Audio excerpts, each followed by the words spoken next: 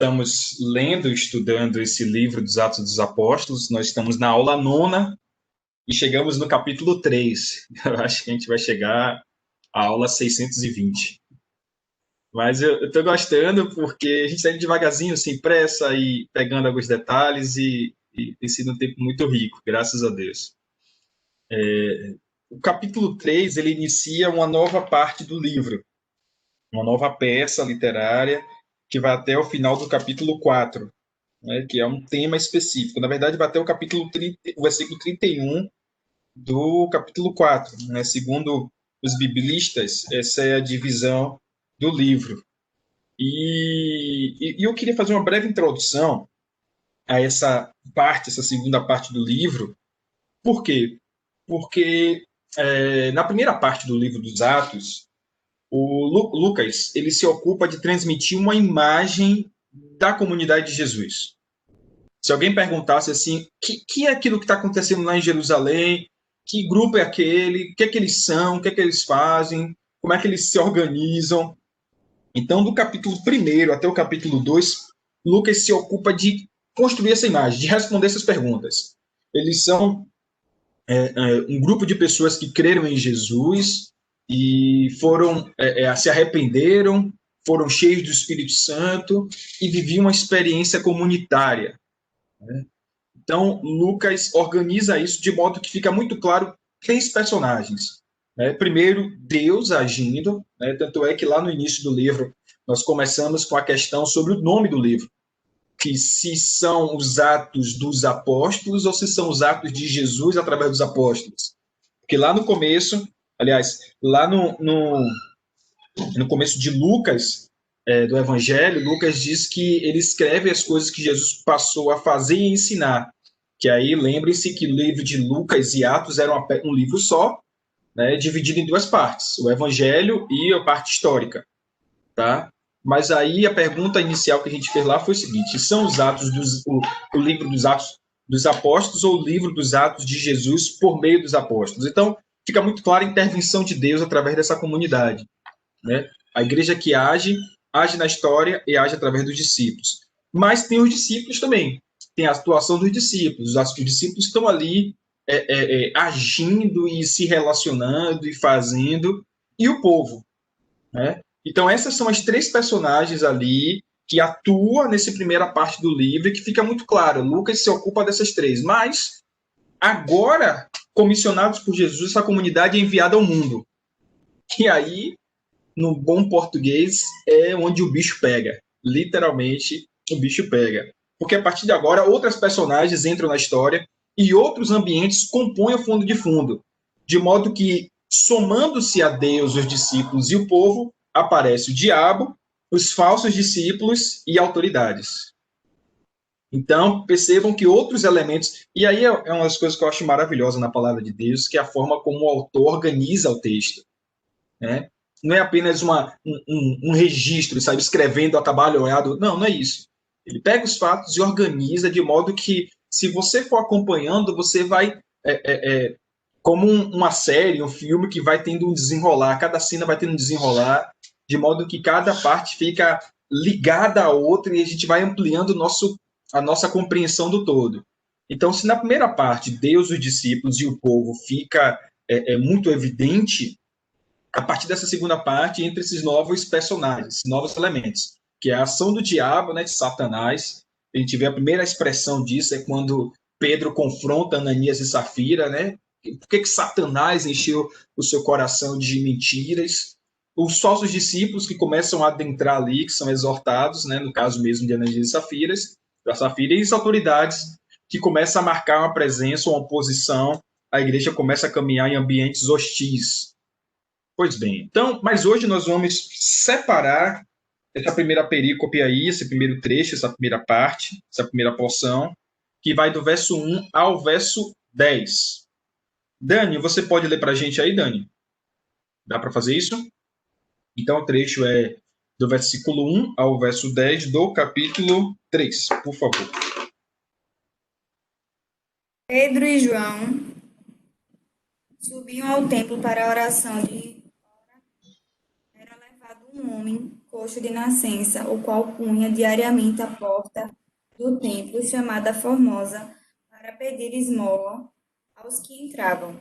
Vendo ele a Pedro e João, que iam entrar no templo, implorava que lhe dessem uma esmola. Pedro, fitando-o juntamente com João, disse: Olha para nós. Ele os olhava atentamente, esperando receber alguma coisa. Pedro, porém, lhe disse: Não possuo nem prata nem ouro, mas o que eu tenho, isto eu te dou. Em nome de Jesus Cristo Nazareno, anda. E, tomando-o pela mão direita, o levantou imediatamente. Os seus pés e tornozelos se firmaram. De um salto se pôs em pé, passou a andar e entrou com eles no templo, saltando e louvando a Deus. Viu todo o povo a andar e a louvar a Deus, e reconheceram ser ele o mesmo que esmolava, assentado à porta formosa do templo, e se encheram de admiração e assombro por isso que lhe acontecera.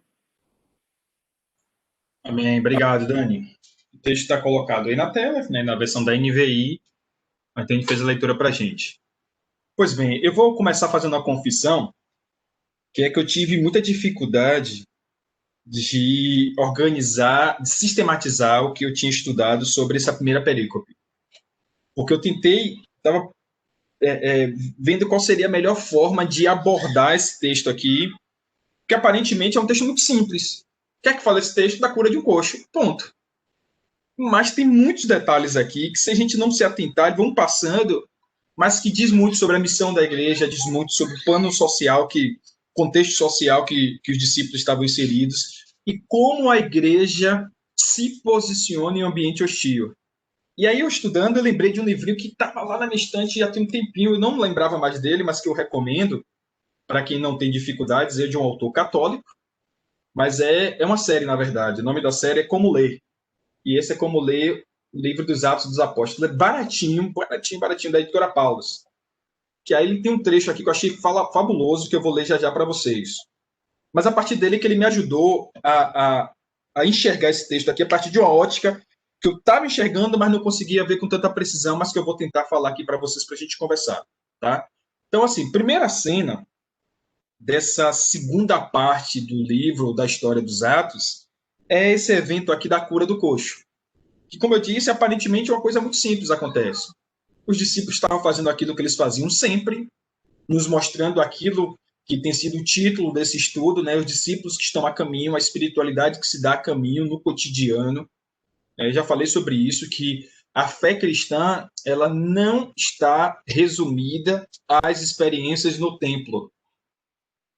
A fé cristã ela extrapola os limites do templo, poderíamos dizer que ela extrapola os limites da religião e se deságua na vida.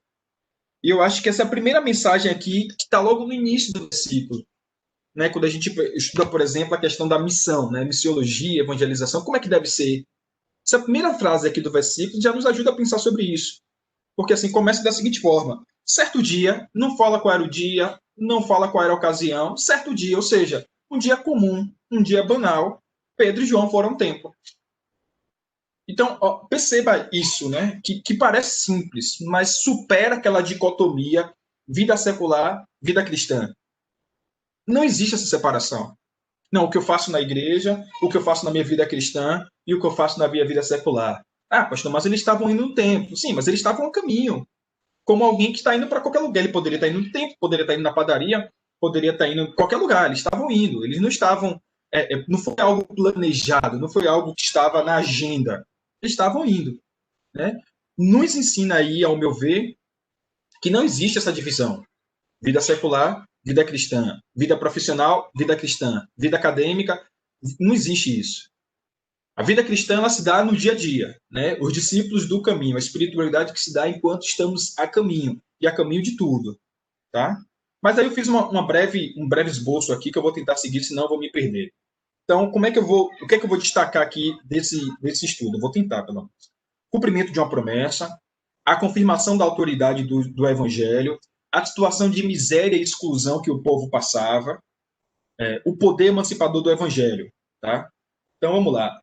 Eu vou tentar me conter, que o problema é quando a gente vai pegando muita coisa que fica uma bagunça. Eu vou tentar me conter isso aqui. Me ajudem. Vamos lá. Primeiro, eu queria falar sobre o cumprimento de uma promessa. Versículo 6 a 8, o relato precisamente do que Pedro e como Pedro responde ao pedido do coxo. Né? Não tenho prata nem ouro, mas o que eu tenho, isso lhe dou. Em nome de Jesus Cristo, Nazareno, ande. Segurando pela mão direita, ajudou-o a levantar-se. E aqui tem muita coisa, gente, que a gente pode tirar aí. Ó. Imediatamente os pés e os tornozelos do homem ficaram firmes. E de um salto pôs-se de pé e começou a andar. Depois entrou com ele no pátio do templo, andando, saltando e louvando a Deus. Só nessa aqui, você vê a dificuldade que eu tive de sistematizar isso, gente. Porque aqui, ó, primeiro, fala de que a igreja não precisa de dinheiro para fazer a sua obra. Uma pessoa pobre perguntou aos discípulos, não tem dinheiro não, dinheiro não tem não. Mas o que eu tenho? Eu tenho algo que eu posso compartilhar com você. Então já nos mostra aí que a igreja não é movida pelo dinheiro. A agenda da igreja não está no capital. Não está. Primeira coisa. Segunda coisa, pontuar que é em nome de Jesus. E a partir daqui vocês vão ver essa expressão repetida, em nome de Jesus, em nome de Jesus. Trazendo essa importância e autoridade do nome de Jesus. Não foi no nome dos apóstolos, não foi na autoridade da igreja, não foi na autoridade dos apóstolos, foi em nome de Jesus. E, além disso, Jesus, o Nazareno, situou Jesus fora do eixo da religião de Israel, que estava situado no sul, que estava situado entre os poderosos. Não, Jesus, o Nazareno, lá do norte. Né? Mas é um outro detalhe. E aí tem essa outra parte que eu acho interessante. Eles não apenas anunciaram o nome de Jesus, eles não apenas proferiram o poder quem é Jesus, mas eles estenderam a mão, nos mostrando que a igreja age pela intervenção do Senhor Jesus, sem sombra de dúvidas, mas com a ação e disponibilidade dos apóstolos. Ele poderia falar o seguinte, em nome de Jesus, levante-se. Mas eles estenderam a mão e ajudou o homem a colocar. Perceberam isso aí, gente? Então, olha quantos detalhes tem aí. Mas eu vou tentar seguir. E aí, último detalhe aqui. E esse coxo entrou no templo, coisa que um paralítico não podia fazer. Olha que revolução. Um cara que é coxo de nascença, que crê em um Deus, mas nunca entrou na casa de Deus porque ele era impossibilitado. E aí encontrou-se com Jesus e a partir de agora... Vocês entendem isso, gente? Levítico diz que alguém que nasceu com deficiência não pode entrar no templo. Levítico 21, se não me falha a memória. E o cara passou a vida inteira dele crendo em um Deus que ele nem podia entrar no templo desse Deus. E aí encontrou-se com Jesus e entrou no templo. Olha que coisa extraordinária. Mas vamos lá, vou tentar seguir a ordem aqui que eu estabeleci. Então, a primeira coisa que a gente pode entender é que está acontecendo aqui o cumprimento de uma promessa, certo? Havia uma promessa, ou várias promessas, e aqui nós estamos testemunhando o cumprimento dessa. Né? Mas é importante que a gente entenda que os milagres são sinais. Na Bíblia, todas as vezes que estivermos diante de um registro de um milagre, é importante que a gente entenda o contexto daquele milagre. Milagre não era como o show da fé, um espetáculo, não era isso. Tinha um propósito, tinha uma mensagem, tinha um entorno que comunicava. Então, os milagres são sinais, tá? E qual é o sinal mais imediato que a gente testemunha aqui? O cumprimento de uma promessa. E aí eu trouxe alguns versículos. Primeiro é o versículo de Atos 1:8, que é quando Jesus, falando para essa igreja, diz o seguinte: mas vocês receberão poder quando o Espírito Santo vier sobre vocês, e vocês serão as minhas testemunhas. Ou seja, para testemunhar de Jesus, haverá nítida manifestação de poder. Segundo, está em Atos 1 também, versículo 19, que é citando Joel, Pedro fala que mostrarei maravilhas em cima nos céus e sinais embaixo da terra. Sinais.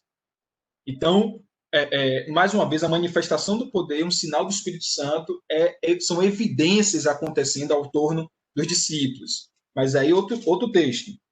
Aqui eu estou citando apenas o livro de Atos, tá? 2:43, quando está falando daquela vivência da igreja ali, e aí no versículo 43 do capítulo 2 diz: todos estavam cheios de temor e muitas maravilhas e sinais. Percebam que as ações sempre estão com esse adjetivo, sinais. E por que sinais? porque não tinha um fim em si mesmo. Servia para apontar para esse cumprimento da promessa, para validar a intervenção a ação dos apóstolos. Então, diferente de hoje, hoje como é que a gente avalia um pastor ou um pregador existem outros critérios, tá? Um deles é a fidelidade às escrituras, é o compromisso, é a lisura de caráter, tem outras questões, né? Um pastor hoje não precisa sair curando as pessoas para a gente saber se ele é um bom pastor, um falso pastor ou não, né? Hoje não é isso. Mas naquele tempo, os critérios não eram mesmos. Então, para que o povo soubesse que aquele povo que pregava a Jesus era mais do que uma seita, não era apenas uma seita, não era apenas uma dissidência do evangelho, era o povo do Messias, Jesus falou que os sinais acompanhariam. Então, essa cura de um coxo aí não é apenas uma cura, é um cumprimento de uma promessa que serve para validar a mensagem que estava sendo anunciada em nome de Jesus, tá bom? Então, a primeira coisa que eu destaco é isso, é o cumprimento de uma promessa. Mas é mais do que isso. Quando todo o povo me acompanha, versículos 9 e 10 agora, a confirmação da autoridade do evangelho. Gente, eu vou falando, e aí se vocês quiserem fazer alguma intervenção ou tirar alguma dúvida, é só falar, tá bom? Então, a primeira coisa é isso, né? O cumprimento de uma promessa. E aí, desculpa, esqueci de falar de Isaías 35:6, que é uma das profecias messiânicas que falam que os coxos pularão de alegria. É exatamente o que acontece aqui, né, gente? Mas vamos lá. Então, nós estamos diante do cumprimento de uma promessa. Mas, além disso, nós estamos diante da confirmação da autoridade do Evangelho. Tá? E aí, o versículo 9 e 10. Alguém pode fazer a leitura aí para a gente, por favor? Quando todo o povo viu andando, quando todo o povo o viu andando e louvando a Deus, reconheceu que era ele o mesmo homem que costumava mendigar, sentado à porta do templo chamada Formosa. Todos ficaram perplexos e admirados com o que lhe tinha acontecido. Obrigado, Neto. Então, vamos lá, gente. Então, o milagre é um testemunho de Jesus. E aí, como eu falei, os discípulos deixam claro que é em nome de Jesus que aquele homem estava sendo curado. Essa expressão de Pedro aqui serve de base para a pregação que ele fará depois. E serve para a gente sustentar uma das principais doutrinas da fé cristã, que é tudo que a igreja faz, tudo que a igreja ensina é em nome de Jesus. Tá? Nós não temos nenhuma outra fonte de autoridade a não ser Jesus de Nazaré. Ele é a autoridade na nossa igreja. Né? Paulo fala que ele é o cabeça do corpo. Apesar de haver poderíamos dizer, uma organização de homens, né, com liderança, com diretoria, enfim, tem tudo isso, deve haver mesmo, existe o cabeça que é Cristo. Então, por exemplo, a autoridade dos apóstolos está na fidelidade a Cristo, assim como a autoridade de um pastor ou de qualquer líder da igreja está diretamente associada à sua fidelidade a Cristo. Então, esse milagre é um testemunho não sobre Pedro nem sobre João, mas sobre Jesus de Nazaré. O versículo 6, Pedro deixa isso muito claro. Olha, eu não tenho prata nem ouro, mas isso eu te dou, em nome de Jesus. Então, o milagre é essa confirmação da autoridade do evangelho, mas do evangelho de Jesus. Tá? Pedro deixa claro que é em nome de Jesus de Nazaré. E por que isso é importante, gente? Hoje, quando a gente fala de evangelho, né, de boa notícia, é senso comum a gente saber que nós estamos falando do evangelho de Jesus, certo? Não existe outro evangelho aqui, do ponto de vista de que esteja associado essa palavra a outra figura, a não ser a de Jesus de Nazaré. Mas essa palavra evangelho não foi criada pela cristandade. A palavra evangelho, que significa boa notícia, era usada pelo Império Romano quando conquistava um povo. Então, quando o Império conquistava, aquela frente militar que estava ali mandava uma boa notícia ao imperador. E aí vinha uma boa notícia em nome de César. César anunciava ao povo conquistado o evangelho, a boa notícia de que a paz romana chegou. Então, perceba a importância de falar que essa cura, essa boa notícia, essa intervenção é em nome de Jesus de Nazaré. Perceberam aí, gente? Pode parecer para a gente um detalhe simples, mas naquela época fazia absoluta diferença. Isso, os sinais. Isso, exatamente. Aí citaram o texto, foi Cora, né? Um texto de Marcos, se não me falha a memória. Então, é um testemunho de Jesus, tá? E os sinais, como eu falei, são evidências do Espírito. Eu já li esses dois textos. Onde o Espírito atua, existem sinais, tá bom? E aí, na semana passada, eu comecei falando sobre a experiência com os pentecostais, coisa que nós, históricos, às vezes torcemos o bico, ficamos, né, desconfiados, mas, assim, a gente não pode caminhar por extremos. Nem uma racionalidade fria, estéril, nem uma... Como é que eu posso falar? Eventos carismáticos desassociados de razão. São as duas coisas.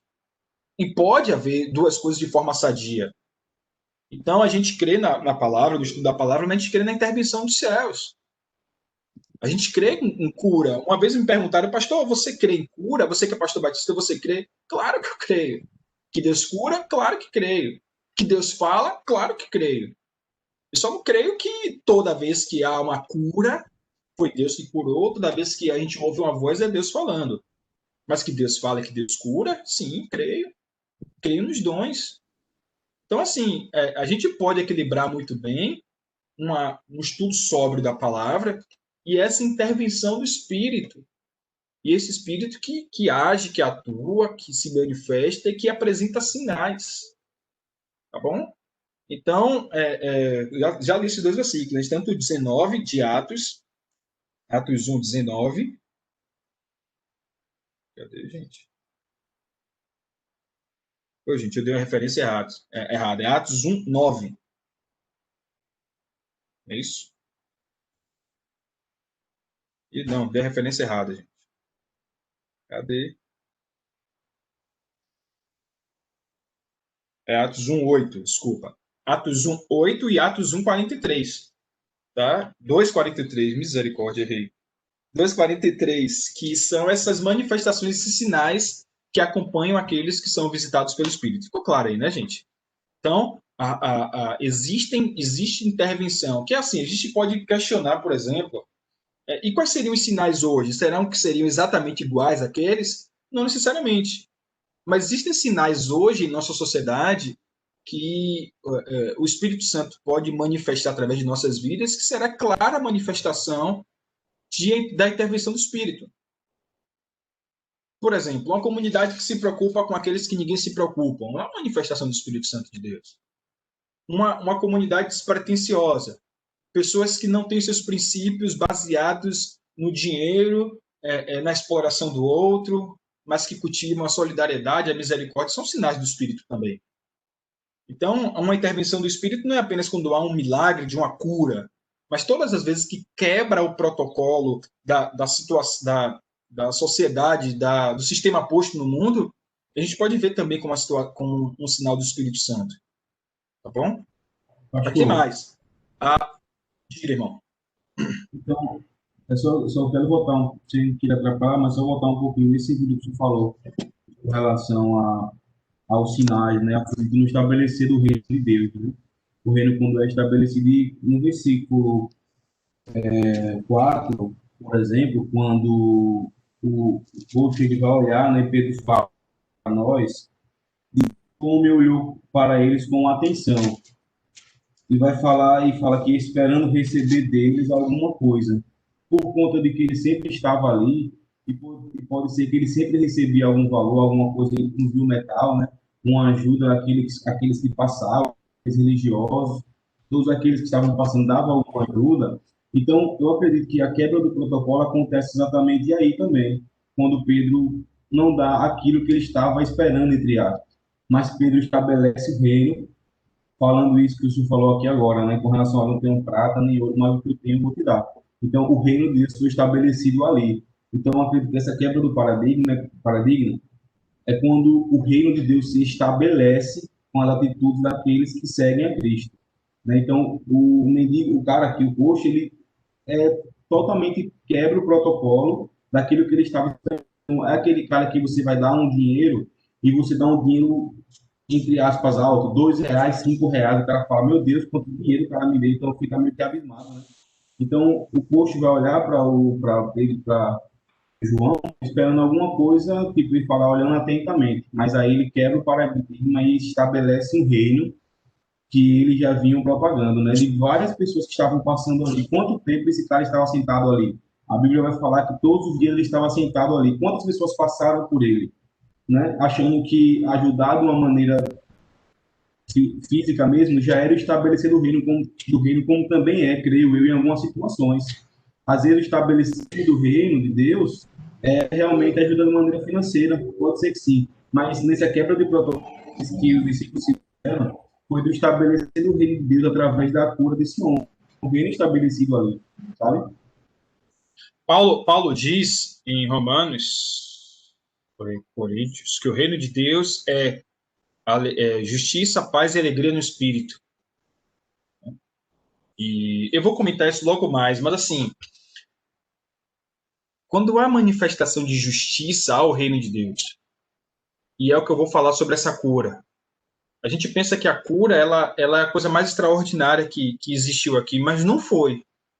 E aí eu vou tentar contextualizar. Então segura um pouco mais aí, Neto, que eu já vou tentar contextualizar já já. Então, a confirmação se dá nisso, né? No que Neto falou, no milagre como testemunho, um sinal como a evidência do Espírito, e a igreja que cai na graça do povo. E aí eu vou ler novamente o versículo 42 dessa versão aqui que eu apresentei para vocês na semana passada. O versículo 42, desculpa, 47, do capítulo 2, falava, o testemunho da igreja é o seguinte, que eles louvavam a Deus e era favoravelmente aceito por todo o povo, né? Ou caía na graça do povo. Então, essa igreja que cai na graça do povo, essa igreja que é validada não pela imponência do seu templo, não pela sua tradição histórica, mas o povo vê as evidências, né? É aquilo que ninguém me falou, não. Eu vejo a atuação deles, eu sei que eles são, ninguém me contou. É uma igreja que cai na graça do povo. Que coisa maravilhosa isso, né, gente? Eu acho extraordinário isso. Pastor, Mas aí é isso que eu queria. Oi, eu posso comentar pode falar? a situação que aconteceu Claro. comigo semana passada. Eu pedi oração pela coordenadora, né, pela mãe dela, que ela descobriu e tudo. E assim, vocês falando, eu vejo como isso é muito claro, que assim, as pessoas, não é que elas enxergam a gente, mas enxergam os sinais na gente, assim, é a glória de Deus. E ela, assim, tem muito tempo, até porque nós estamos de férias, então, assim, não tem tido tanto contato. Mas em outros momentos dos cultos online, eu comentei sobre momentos que eu tive com essa minha coordenadora, que ela pediu oração, não sei se vocês lembram, mas que eu orei por ela e tudo mais. E ela, essa semana, ligou para mim, antes de eu saber que a mãe dela estava com o tumor, e disse: Dani, você pode falar agora? Aí eu achei que era já alguma coisa a ver com o retorno das aulas. Eu disse: posso. Aí ela ligou e falou comigo: Dani, a minha família recebeu agora um diagnóstico tinha pouco tempo, assim, de que minha mãe tá com um tumor maligno e eu queria que você orasse agora com a gente. Pode ser? Aí eu disse: pode. Aí deu para entender que a família estava ali. Eu disse: e as pessoas estão aí? Ela disse: tá, eu vou botar no Viva Voz.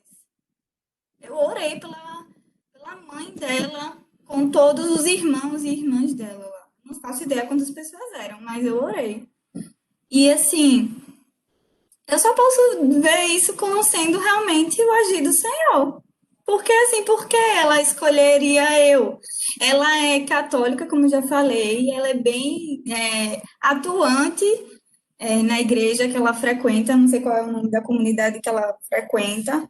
Ela só sei que na ligação ela disse bem assim: Dani, eu não consegui fazer a oração assim como eu gostaria, porque ela uma vez a gente orou junto, ela orou e eu orei. Eu não consegui, eu queria que você orasse. Então a gente orou pela mãe dela e ela agradeceu. Eu ouvi, como eu estava em viva voz também, eu ouvi as pessoas concordando, dizendo amém e tal. Mas eu não conheço, nunca nem vi as pessoas, só conheço ela. E assim, ela teve recebeu o diagnóstico, lembrou de mim. sabe? Que eu poderia, como agente do reino de Deus, fazer algo por eles, né? Então eu desliguei, assim, meio estagnada, se agradecendo a Deus e dizendo, Deus, que o Senhor seja exaltado. Mas diz aí que é justamente isso que a gente está falando agora, né? Nos acompanharão os sinais e a gente precisa realmente só dizer sim e fazer a nossa Uhum. parte, né? Lindo. Eu lembro, Pastor, você falando isso aí, eu lembrei de uma vez, quem foi que pediu? Só um minutinho. Foi pastor Renato, né? Só um minutinho, pastor Renato. Eu lembro de uma vez, eu estava em um congresso de pastores, e um pastor falando sobre, congresso não, uma reunião de pastores, e o pastor falando o seguinte, que a igreja deve ser como uma árvore, e Jesus como uma sombra. Que as pessoas cansadas, debaixo do sol quente, quando procuram a árvore, não celebra tanto pela árvore, mas sim pela sombra que a árvore produz. Né? Opa, encostei aqui na sombra, vou descansar um pouquinho nessa sombra aqui.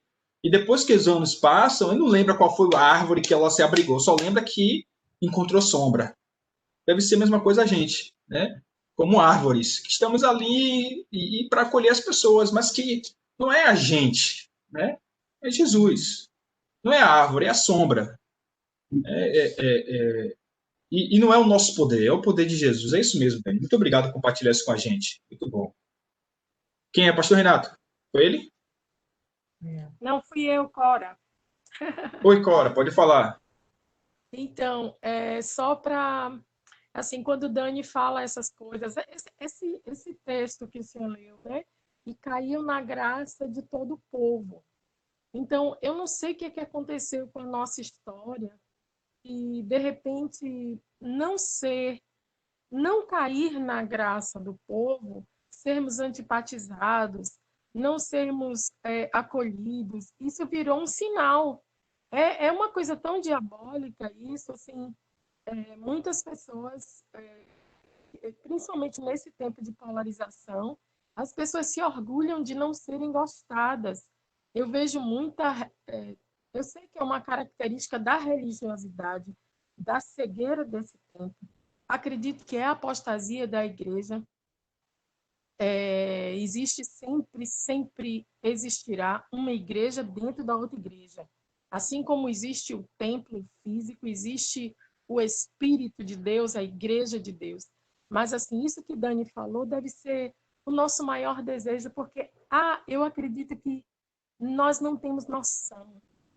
As pessoas que são seladas pelo Espírito Santo de Deus, que aceitaram Jesus pela graça de Deus, acho que quando a gente chega num lugar, quando a gente se espalha, quando a gente vai onde Deus nos colocou, seja lá onde for, nós temos um cheiro de Deus, nós temos o jeito de Deus, nós temos algo que a gente às vezes olha para a gente mesmo e assim, não é a gente, é o Senhor Jesus usando a gente, é o Senhor Jesus se manifestando e eu me manifestarei a Ele.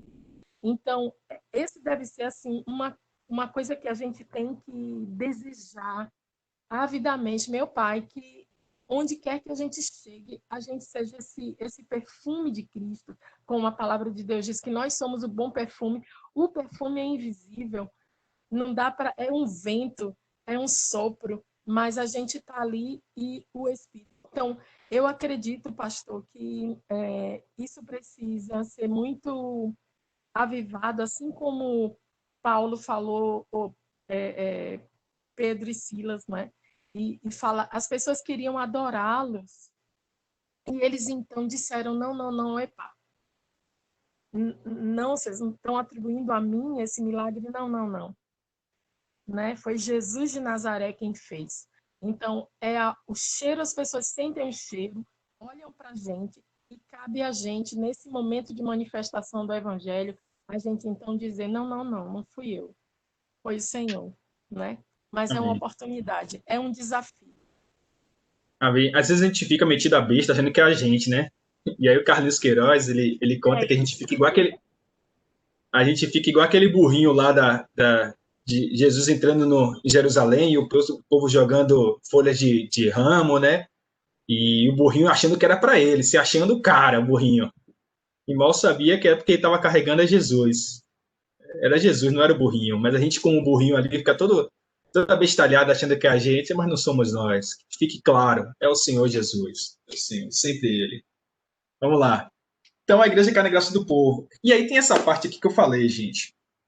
Que assim, hoje o pessoal fica naquela de que tudo é politizar, tudo politizar tudo, mas assim, é importante que a gente leia o evangelho à luz do contexto que estava inserido. Porque assim, eu já vi vários comentaristas tentando esvaziar aqui esse contexto, dizendo que destacando apenas o milagre e ponto final. Mas não tem como a gente entender isso aqui sem a gente entender o pano de fundo que está ali atrás, que é na situação de miséria e exclusão e que aquele povo passava. Porque uma pergunta simples que eu faço é o seguinte: se não houvesse coxo mendigando, haveria esse milagre? Não. O milagre só existiu porque existiam mendigos e mendigos que estavam que eram paralíticos e estavam naquela situação de miséria. Então é importante que a gente veja o contexto do texto, o que estava passando por detrás ali, para a gente compreender a dimensão da mensagem dada, né? Então, houve um milagre porque havia miséria, porque havia exclusão, porque havia opressão, tá bom? Então, é um tema que acontece no Evangelho muito, que são os cegos, coxos, paralíticos, que tem paralelo com as viúvas, os pobres e os estrangeiros do Antigo Testamento. O Novo Testamento é um texto que eu cito sempre, que é o texto de Mateus 11, 1 e 6, quando João Batista chega para os seus discípulos e enviam-os a Jesus perguntando se era ele o Cristo. E Jesus atesta a sua identidade messiânica pela forma como ele estava anunciando o evangelho. E isso eu acho extraordinário e parece que algumas pessoas fecham os olhos para isso. Abram suas Bíblias lá, gente. Me acompanhem, por favor. Todo mundo já conhece, mas eu queria destacar novamente. Mateus 11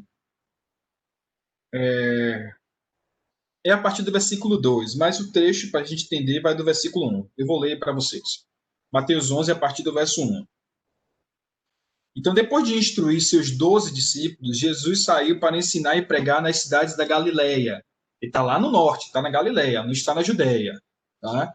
Lembre-se que a Judéia é a parte mais rica e é tipo o Brasil, né? Sul mais abastado e o norte mais empobrecido. É assim, tá? Norte e Nordeste. Então, Jesus está lá no norte e Nordeste, na Galileia. Jesus foi pregar lá. João, o Batista, lembre-se que João Batista foi o precursor, foi aquele que apontou, foi aquele que lançou os holofotes sobre Jesus. João Batista ouviu na prisão, ele estava preso, que o Cristo estava fazendo, enviou seus discípulos para lhe perguntarem: és tu aquele que haveria de vir ou devemos esperar outro? Olha a confusão na cabeça de João Batista. E por que João Batista ficou com essa confusão? Olha o que o texto diz: ao saber o que Jesus estava fazendo. Ou seja, gente, Jesus era escândalo não apenas para os fariseus, até para João Batista Jesus foi um escândalo. Porque quando João Batista ficou sabendo, ele falou: não é possível que esse cara é o Cristo. Era mesmo que esse cara é o Cristo? Olha que coisa, gente. Mas aí o texto segue. Jesus respondeu: voltem e anunciem a João o que vocês estão ouvindo e vendo. Ou seja, o evangelho não é apenas uma mensagem, não é apenas uma informação, não é apenas senta aqui que eu vou te ensinar e depois que eu te ensinar tudo você vai saber. Não é isso. É uma mensagem que é acompanhada de sinais. Você ouve, você vê. E o que eles poderiam ouvir e ver? Versículo 5. Os cegos veem, os mancos andam, os leprosos são purificados, os surdos ouvem, os mortos são ressuscitados e as boas novas são pregadas aos pobres. Gente, a gente chegou a um nível de absurdo tão grande que falar isso aqui é ser chamado de comunista. Mas não está escrito aqui? Ou é só na minha Bíblia que está escrito assim? Jesus responde a uma crise messiânica, da identidade messiânica de João Batista, falando dessas coisas aqui. Ele não falou de outra coisa, né? Ele poderia falar de precisão, de conhecimento das escrituras, poderia falar de zelo pela religião de Israel. Não. Jesus falou: olha, você deve observar a minha identidade messiânica e esses são os sinais. E isso diz muito para a gente, pessoal. Muito. Deve dizer muita coisa para a gente. O pastor Renato estava ouvindo aqui, ele falou dos bem-aventurados, né? Que bem-aventurados são os felizes e tal. eu tenho uma interpretação diferente. Eu não acho que ali, por exemplo, nas bem-aventuranças, características de uma pessoa plenamente feliz. Não acho. Eu acho que ali são o seguinte, não é que eles são felizes porque são o que são. E aqui é importante, preste atenção. Eles não são felizes porque são o que são. E o que eles eram? Cadê? Versículo, Mateus 5, a partir do verso... Não. Versículo 1. Eles não são bem-aventurados ou felizes porque são pobres, porque choram, porque são humildes, e humildade aqui tem a ver com pobreza mesmo, porque a promessa é receberem a terra por herança, e a terra aqui não é o céu, é a terra mesmo, a terra ali, tá? É reforma agrária, é terra para plantar, é terra para criar o seu gado, é isso, tá? Então, perceba, Mateus 5, então, verso 1, bem-aventurados pobres, verso 3, verso 4, os que choram, verso 5, os humildes, verso 6, o que tem fome e sede de justiça. Quem é que tem fome e sede de justiça? Aqueles que eram injustiçados, né? Bem-aventurados os misericordiosos e os puros de coração. Por que eles são bem-aventurados? Porque são isso? Não, gente. É porque, apesar disso, o reino do céu pertence a eles. E agora perceba se isso não tem a ver com a experiência do coxo. O coxo era coxo, mas ele era bem-aventurado. Porque ele era coxo? Não, porque no evangelho o reino do céu pertence aos coxos também. Não apenas os que são saudáveis, não apenas os que podem entrar no templo. Ficou claro ou ficou confuso, gente? Então perceba que para a gente entender essa questão da cura, a gente tem que entender o contexto. Então aqui não é uma ode à pobreza, um convite não é isso. O convite aqui é para que compreendamos que o reino dos céus é para todas as pessoas. Não apenas para os certinhos, engomadinhos, os donos da religião, os iniciados. Não. Bem-aventurados são porque, apesar da sua situação de pobreza, de miséria, de exclusão, o reino dos céus veio para vocês também. O reino do céu não é um lugar onde os ricos são bem-vindos e apenas a eles. O reino do céu é o lugar dos ricos, que serão confrontados. Qual é a licitude da sua riqueza? E os pobres. Aí o que eu falei no início. O templo tinha essa restrição. Não podia, as mulheres tinham a restrição, só podia ficar no pátio exterior, junto com os estrangeiros, os coxos, os leprosos não podem nem entrar. E aí percebam aí a confusão na cabeça de João Batista. Porque João Batista estava acostumado com a religião que excluía essas pessoas que Jesus veio acolher. Aí Jesus responde o seguinte: não, eu sou esse mesmo, entenda. E aí ele continua dizendo o seguinte: Jesus, volta lá em Mateus 11, versículo 6. Depois de dizer essas coisas, olha o que Jesus fala para os discípulos de João Batista. E bem-aventurados são aqueles que não se escandalizam por minha causa. Porque Jesus veio quebrar a lógica, Jesus veio inverter essa lógica. Se na religião de Israel os pobres não são bem-vindos, os coxos não são bem-vindos, os leprosos não são bem-vindos, no reino de Deus eles são bem-vindos sim. Então são felizes não porque são o que são, mas porque apesar de serem quem são, o reino dos céus veio para eles também. Que coisa maravilhosa, né, gente? Eu fico encantado. Jesus é maravilhoso. É por isso que fariseu e religioso não gostava de Jesus. Porque fariseu é o seguinte: limpa os bancos todos, limpa a igreja. Para quê? Para vir as pessoas limpinhas, bonitinhas. Aí Jesus convida pobre, convida aleijado, o pessoal suja o templo, suja a parede da igreja, bagunça, fala alto na hora do culto, e a gente aquele culto solene, todo mundo. E aí o pobre bate palma, fica de pé, né? Não sabe se comportar mesmo. A galera que Jesus andava era essa aí. E a gente não está acostumado com isso, que a gente fica todo sem jeito, né? Jesus, né? Pega com a mão mesmo, a gente chama de talher fino, o pessoal pega com a mão, partilha, dá a criança bagunça tudo. Jesus andava com esse pessoal. Então a gente não pode tirar a Bíblia desse contexto para ficar mais polida para a gente. Ou a gente pega Jesus inteiro, ou a gente adestra Jesus para nossa boa conveniência. Diga, Neto. O interessante é que o texto vai dizer que esse homem salvou e etc. Cadê? Quando todo o povo viu louvando a Deus, reconheceu que era ele mesmo. Então, esse povo, para você reconhecer uma pessoa, você não vai ver a pessoa uma vez. É raro, não tem quem consiga fazer isso. Olhou, decora a fisionomia, mas para reconhecer, você precisou ver várias vezes. Então, todos esses que ficaram admirados viram esse homem inúmeras vezes. Né? Então, como é interessante esse ponto, perceberam que era o homem, mas foi uma pessoa que passou pela vida deles. E o texto é bonito quando fala isso, né, que eles reconheceram. Para reconhecer, tem que ver não só uma vez.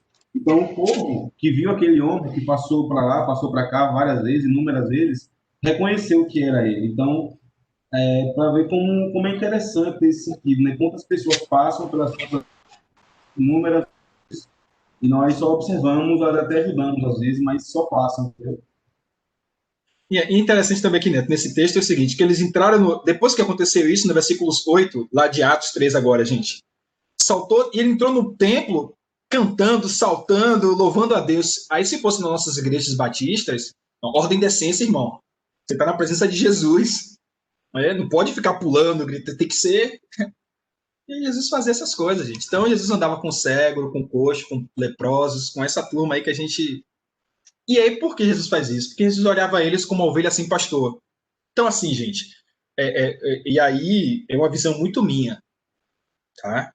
Eu leio a Bíblia e vejo isso muito claramente, que há uma clara ênfase aos pobres no Novo Testamento.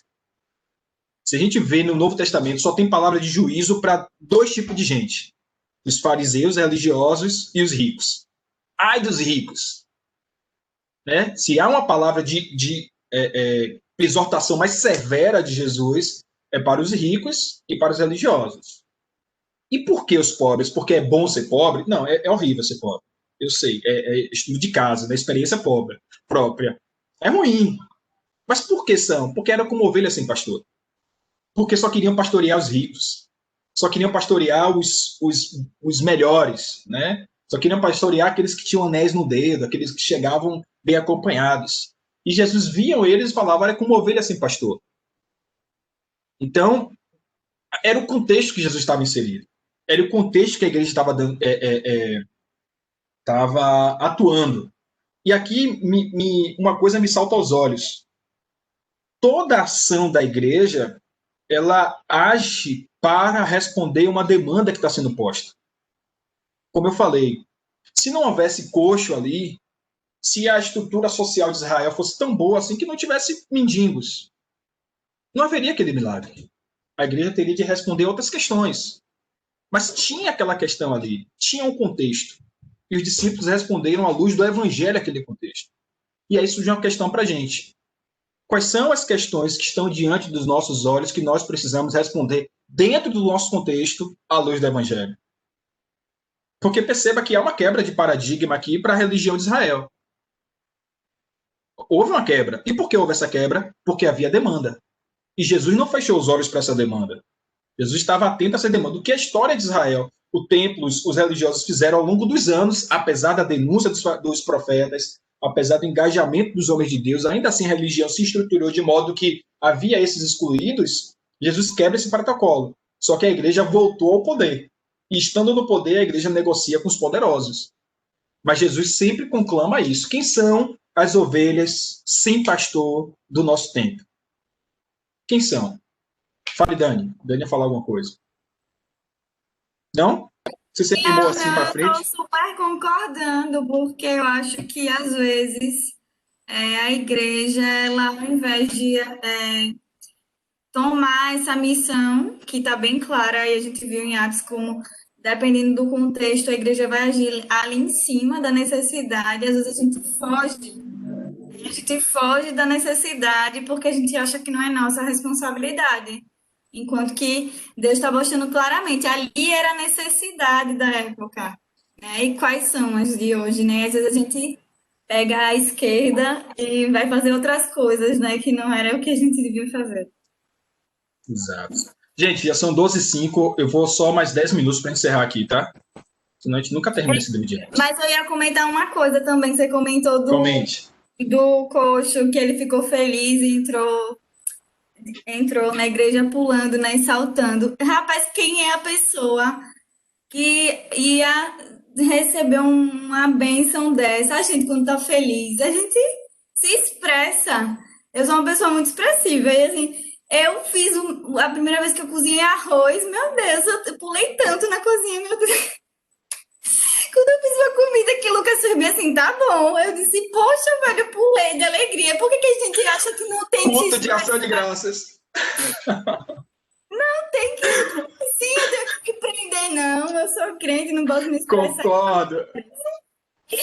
Concordo, mano. A gente tem que fazer um culto de ação de graças mesmo. Culto de ação de graças. Conseguir fazer uma coisa não queimar.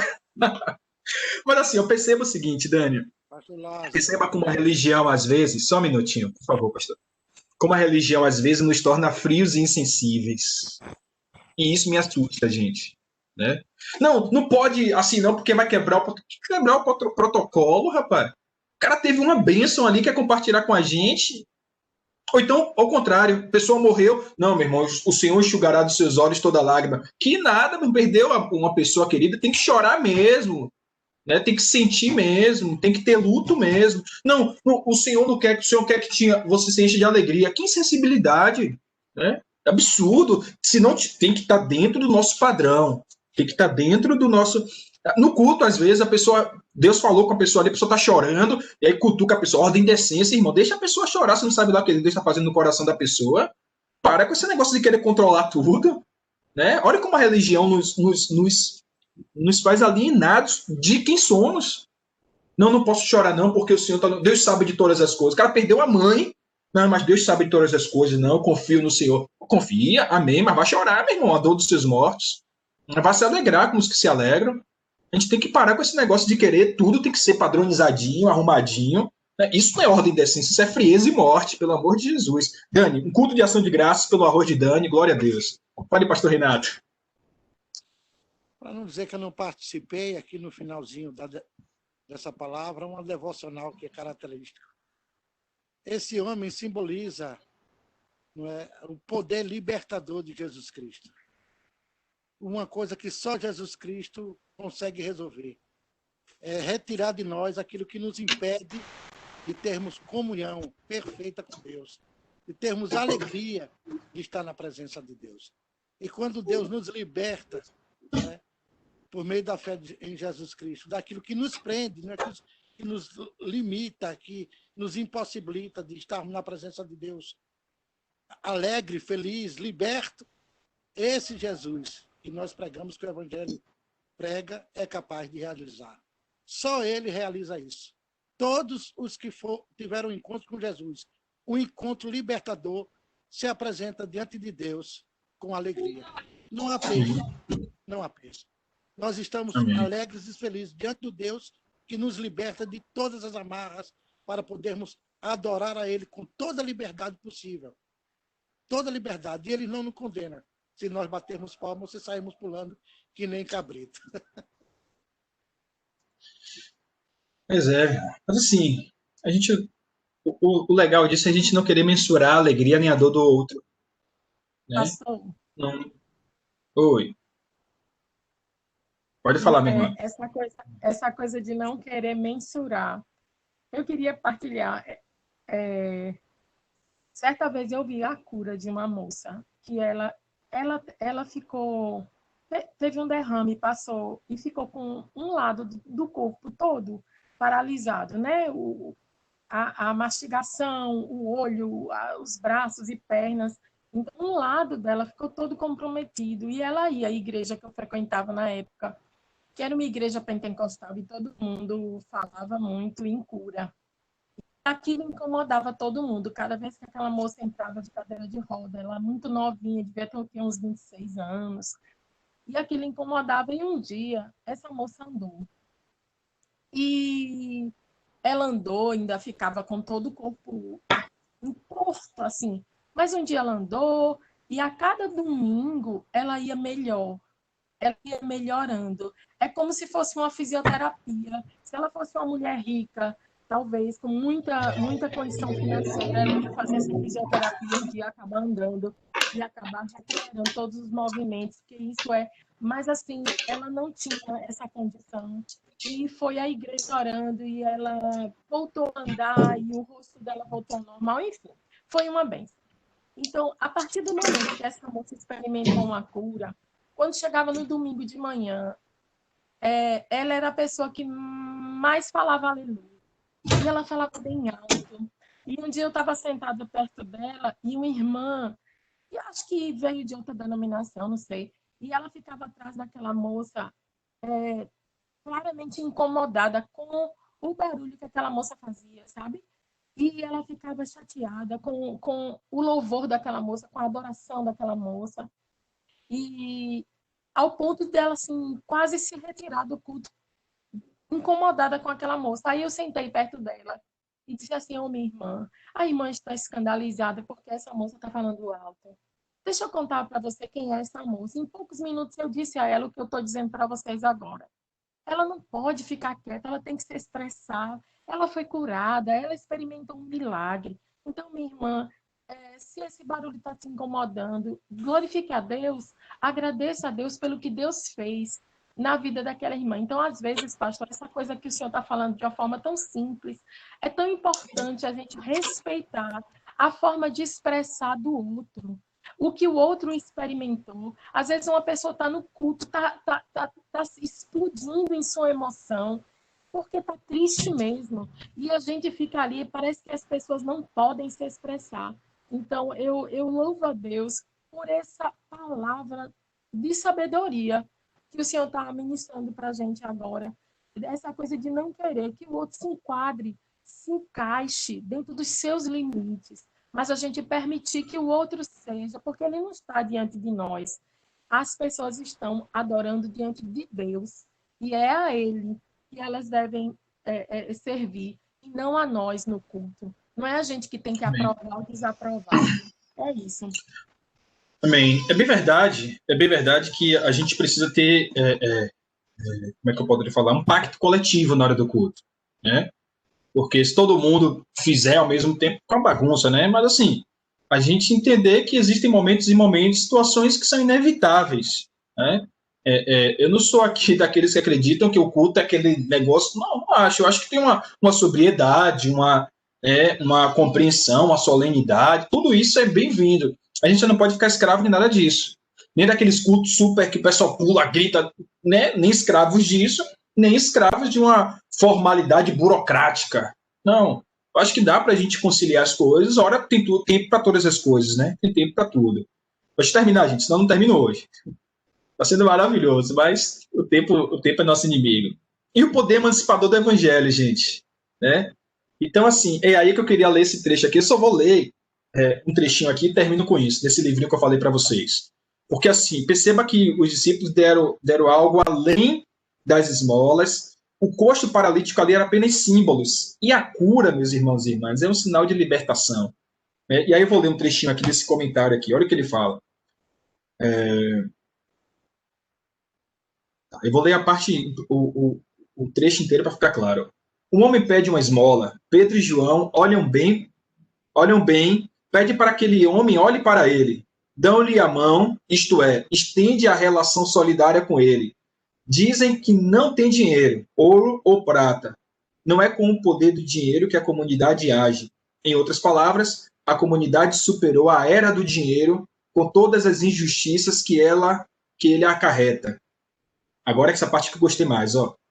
O que o povo pobre e aleijado precisa não é da bondade na forma da esmola, mas do gesto de justiça que o faça levantar-se e caminhar por si só, livremente, construindo ativamente a sua própria história. A comunidade superou a era da esmola, da bondade social e começou a era do gesto solidário, que promove a justiça. Legal, né, gente? Então não é apenas uma cura, não é apenas uma esmola. O que nós queremos é que esses coxos não sejam mais coxos, que esses que pedem esmola não peçam mais esmola. E aí a justiça. Aí hoje é dar acessibilidade a um cadeirante. Hoje é respeitar, né? A gente precisa falar um pouco mais sobre capacitismo. A gente precisa falar mais sobre várias questões que estão cercadas hoje. Eu vou terminar com uma experiência que eu tive que me chamou a atenção. Lá na igreja que eu fazia parte em Salvador, tinha um ministério muito forte com os surdos. Eu lembro que um dos surdos se tornou colega meu no seminário, estudou comigo, né? Pastor Newton, surdo e tal. E aí eu lembro que uma vez, conversando na sala de aula sobre a questão da cura, ele falou, não, mas nós surdos não queremos ser curados. A gente entende que nós não precisamos ser curados. A gente quer respeito, a gente quer acessibilidade. Queremos ser curados. A gente entendeu que vivemos dessa forma e vivemos para a glória de Deus. Olha que coisa interessante. Então, qual seria o sinal hoje? Seria apenas fazer com que um cadeirante não seja mais cadeirante? Não. É fazer com que a nossa igreja seja um ambiente de acessibilidade para esses. Para os surdos, para os cegos, para os cadeirantes. E aí é um sinal do reino de Deus. Tá bom? Então, que essa cura do coxo aí nos ajude a superar essa ideia da bondade e que todos nós, como Igreja de Jesus, estejamos engajados com a justiça, que é um dos sinais do reino de Deus. Paulo nos ensina isso. O reino de Deus é um reino de justiça, paz e alegria. Que Deus nos abençoe, que o Senhor nos ajude, que o Senhor faça da nossa igreja essa comunidade para a glória dele, para que o nome de Jesus seja conhecido entre todos e todas. Amém, gente? Amém. Deus abençoe. Eu não sei se vocês terão Amém. arroz de Dani para comer agora, mas estou aí a todos com bom apetite. Obrigado, igualmente. Deus abençoe, gente. Até mais. Até mais. Tchau.